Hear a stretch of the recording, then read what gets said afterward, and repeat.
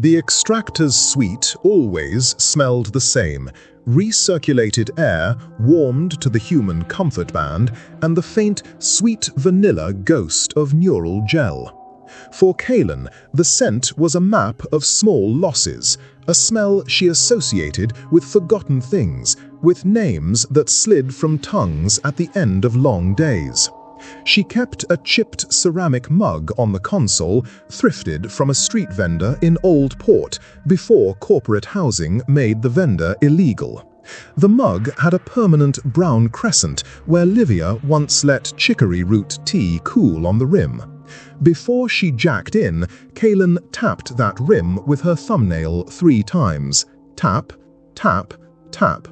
It was stupid and private, and in 10 years it had become a ward against getting lost inside someone else. Elias smelled of Mars, iron dust and ozone, and the faint fossil sweetness of old engine oil. He smelled of the kind of tired that lives in work boots and the creases of gloves. He had been a terraformer, one of a generation who had planted soil on stone and named the patches after their grandmothers.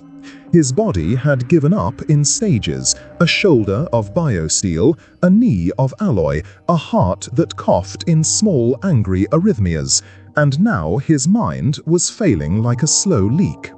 He had signed the extraction consent form with trembling handwriting, pressed his thumb into the scanner, and told Kaelen, "Make it clean." That's what they asked for: clean extractions. File the good things under Assets, Positive Affect, file the accidents under Incident Report, Logistics, wipe the private scraps that had no legal owner, and hand the result back to a family or a corporation or a quarterly report. Kaelen had been very good at being clean. She liked the precision of it: data tags, compression ratios, schema mapping. She liked the way a memory could be translated into neat metadata: olfactory stimulus, industrial, emotional resonance, class 3, melancholy. It saved people from being messy in public. Elias's first memories were ordinary for his profession: schematic overlays of soil pH, the sound of sand shifting like a low tide, the taste of freeze-dried stew. Kaelen catalogued them the way a librarian slides spines into order, hands sure, entries formatted. The console lights blinked in their calm machine rhythm, the suite hummed. Outside the suite, the city looped and bled neon into morning. Kaelen's hand idly warmed around the mug between inputs: tap, tap, tap. Then, while passing a cluster labeled Orbital Logistics Incident Report, something arrived that did not belong to the tidy categories. It came as a vibration first, low and wrong, like a tuning fork pressed to the sternum. Her synesthesia, a remnant, if you wanted to call it that, of long nights tethered to too many minds, translated the vibration into flavor. Her mouth flooded with a metallic tang, bright as a new battery and sharp as fear. Under that, another layer, impossibly intimate, a citrus-laced floral note she couldn't have named if she tried, but that unspooled memory like a film strip. It was Livia's shampoo. The name Livia had not been on Elias's consent form. Livia had been the name on Kaelen's chipped mug when she had stolen it from the street vendor. Livia had been the one who left for the Viridian corridor 7 years ago with a duffel bag and a smile borrowed from someone who still thought the world would do the right thing. Livia had been the person Kaelen had not told she loved her because office hours were convenient and the city moved fast, and some confessions seemed to require more time than they afforded. The memory hit like a hard, secret weight. Kaelen did not feel shocked so much as translated. The taste of citrus and grief made her gag.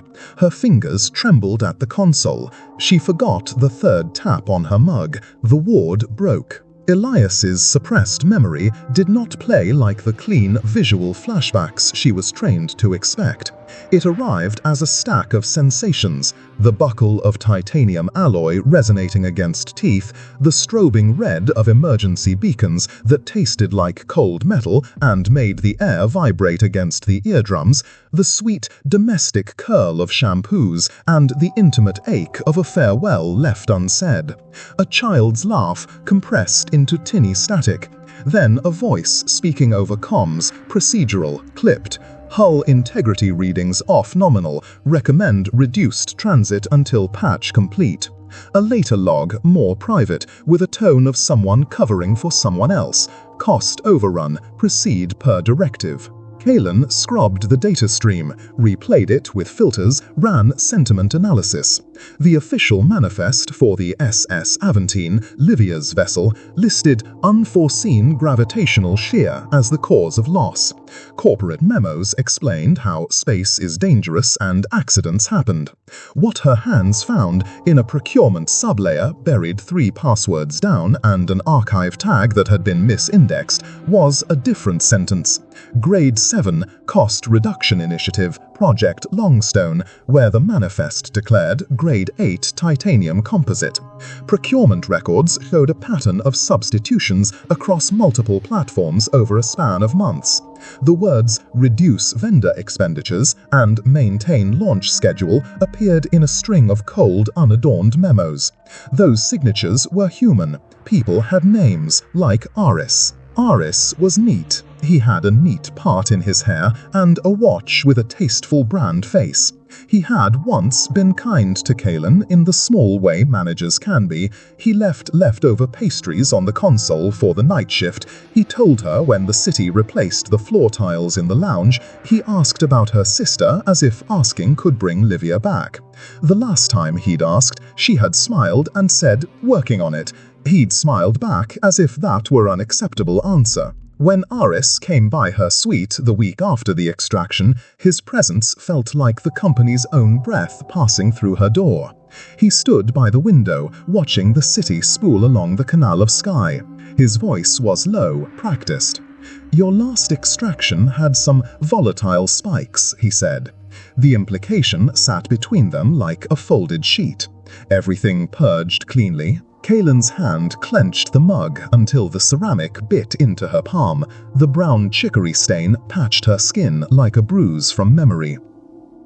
"The buffers handled it," she said. Her voice was even, her professional face. Just an old man's fear of dark corridors. Aris took it in like a man tasting a rumor. The pause after his answer carried more meaning than his smile. "We can't have rogue caches," he said finally. He did not sound angry. He sounded weary, as if enforcing rules had already taxed him. There was a small, diplomatic pause where he looked at her properly for the first time. "There's a recalibration available. You'll be transferred to a client affairs team. Career track. It's tidy." He offered the company solution as if it were mercy. He offered her a way to tidy up her messy humanity. The words were like a bandage held over a wound. Kaelen thought of Livia's messy braid, the hair she had smelled in Elias's memory, a braid once tied with a cheap ribbon that had frayed and been retied until the knot had a memory of its own. Kaelen thought of the times she had saved reports of small injustices because the data made a person look strange or incompetent. She had been careful, and being careful had been its own coldness. "I'll take the recalibration," she said. The lie burned like a match in her mouth. That night she did not sleep long. She ran through Elias's memory again and again, listening for cadence, for detail, for anything that would let her pin the incident down like a specimen. The taste of citrus and metal recurred like a chorus. The memory contained names, small ones that no boardroom would miss, but that made lives. She found a private log, a short human voice in a maintenance channel, where someone had said, "We saw stress tests go flat. Ops said patch on next transit, told us to press. Then, if we delay, the contractor bails. Then, later, we kept it tight, good posture, good faces." Good posture, good faces.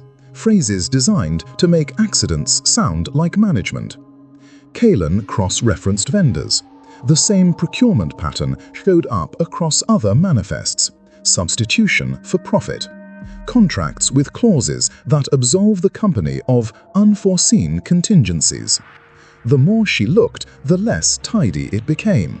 No single villain, only a calculus that reduced life to percentages and launch windows.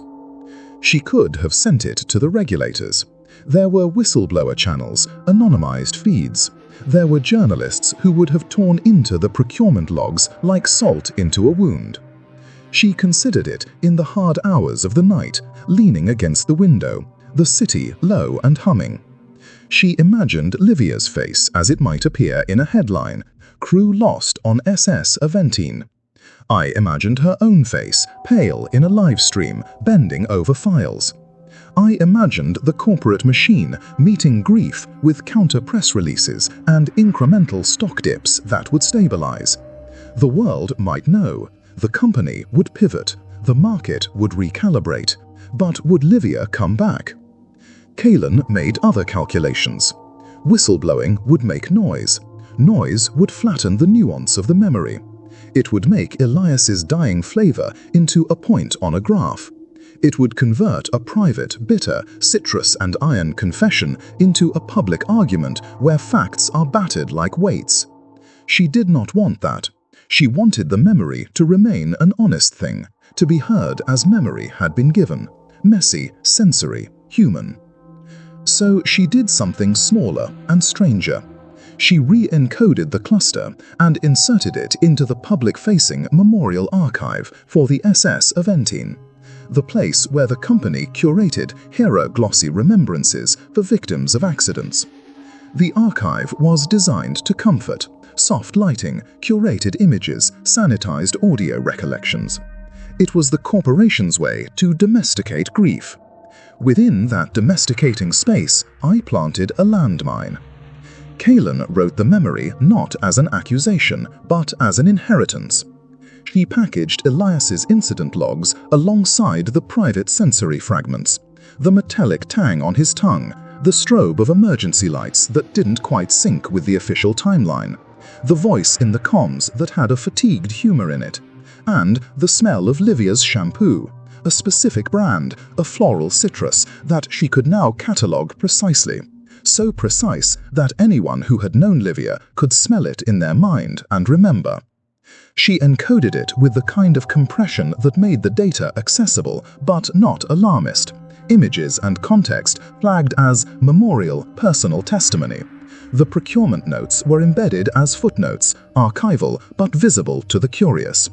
It took her all night to write the indexing that would allow the memory to sleep within the altar of corporate compassion, without being immediately extracted and sanitized by automated moderation.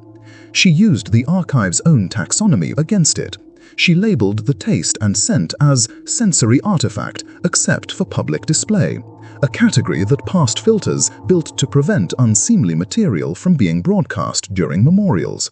She hid the procurement strings in attachments that required a simple click to expand. Anyone stumbling through the archive on a grief visit might find the sensory fragment like a hair in a book. Someone following the links could pull the procurement trail into daylight. The memory wasn't a news feed. It was a private story buried in a public place. She imagined with a kind of savage tenderness a parent of a lost crew member coming to the archive and pressing play. They would hear Elias's voice, thin with age and kindness, and then the tiny human details, the jaunty sign-off, the joke about a broken kettle, and then, underneath, the hum of machinery and the metallic flavor of a decision that had been made to save 0.25%. I imagined the parent smelling Livia's shampoo in their mind, and for a second thinking of someone they loved who had not been named in headlines. I imagined them searching the attachments, clicking the procurement notes, and the slow realization settling like a stone. She did not imagine a revolution. She imagined something smaller, truth finding its way to a heart before it was turned into a share price. Aris called her into his office the next morning. The city was making its routine noises below. Delivery drones like persistent flies, public announcements crackling like warm static. He did not look surprised when he told him she had uploaded the memorial content. "I thought you'd chosen the transfer," he said. His voice had the corporate calm she was used to. She looked at the neat part of his hair and the soft line of his jaw. She thought of the pastries he'd left for the night shift and the way his eyes narrowed when he had to reconcile numbers. "I didn't," she said. "I relocated a memorial cluster." "You know the risks." He folded his hands. There was no anger in it. There was a precise exhaustion, as if he were balancing two accounts in his head, the account of friendship and the account of duty. "I know the risks," she said. "I also know what it's like to have someone's smell exist only in memory." He paused long enough for her to see he was weighing words. The company asked for loyalty. Sometimes loyalty costs people. Sometimes it saved them. He could have punished her. He did not. Instead, he said, "We can't have unsanctioned narratives circulating." "I didn't make it circulate," she said. "It's in the archive. If anyone wants to see it, they'll have to look. If not, it's there. It won't change our quarterly, it won't crash markets, but it will be true." Aris's face softened for a moment, and Kaelen recognized in it the look someone gives when they decide to let a small private kindness stand because the alternative would be to fracture themselves. "You understand if this goes public," he said. "You understand the cost." "I do," she said. She could taste the iron dust in the back of her mouth again, the same flavor from Elias's memory. She did not feel righteous. She felt small and unclean in a way that is like being honest. "I can't swallow it." He stood, smoothed his jacket, and for once let a human exhalation slip through his corporate skin. "Then don't get caught," he said, almost as a joke. But the joke was a truce. Kaelen went back to her suite and logged out. The hum of the extractor's suite returned to normal. Outside, the city ran its loops of commerce and grief and the occasional private miracle. She picked up the chipped mug and cupped it against the heat of her palm. For the first time in 10 years, she did not tap the rim 3 times. The silence felt full, like a held breath that keeps the shape of a word about to be said. The memory sat in the archive like a small patient animal. It was not broadcast in headline cycles. It didn't light dump truckloads of data across feeds. It waited in a place meant for softened grief, for curated remembrance. But sometimes small things do odd work. A parent visited the memorial archive on a rain-slick Wednesday, fingers trembling, and hit play. A grad student researching procurement anomalies clicked an attachment and widened her eyes. An old technician, once on a maintenance roster with Elias, called another technician and said, "Did you ever hear about Longstone?" The chain was not a coup. It was a series of soft human recognitions, a name remembered properly, a procurement string followed back to a ledger that stank of human choices. Kaelen watched the archive's access logs in a way she would never tell anyone. He saw the little upticks in curiosity, like the faint ripple left by a pebble. He saw once an outside journalist's bot scrape the memorial cluster and paused. The bot's algorithms flagged it as anomalous memorial artifacts. Someone in a newsroom forwarded the file to an editor out of curiosity. The editor, being human, filed it under "maybe later." Life is a long series of maybes. In the months that followed, the company held hearings. There were statements about system resilience and assurances of increased oversight. Procurement models were tweaked. A vendor contract was re-evaluated. The market shrugged and carried on. Livia's name floated on memorial tokens and in private photographs. And for a handful of people, Elias's voice came to mean something more than a line item. Kaelen kept going to work. She ran extractions with the same steady hands. She kept the mug. She learned to live with the knowledge that her act was both noble and pitiable, both brave and small. That is the shape truth often takes when it's not loud enough to be decisive. It is a seed more than a sword. Sometimes, when the city's evening light spilled like coins into alleys, she would smell citrus and engine grease in the stairwell and think of Livia's braid. She would think of the extraction suite, of the way a memory can come into a body like hunger and rearrange you. Kaelen had not turned the company upside down. She had not prevented the calculation that values schedule over safety. What she had done was plant a memory where people grieving could find it, intact and messy. It did not make the dead alive again. It offered them, maybe, the dignity of truth. On the anniversary of the Aventine's disappearance, Kaelen stood before the archive screen and pressed play. Elias's voice, thin and human, spoke across the filtered speakers. She closed her eyes and let the sound wash into her like rain.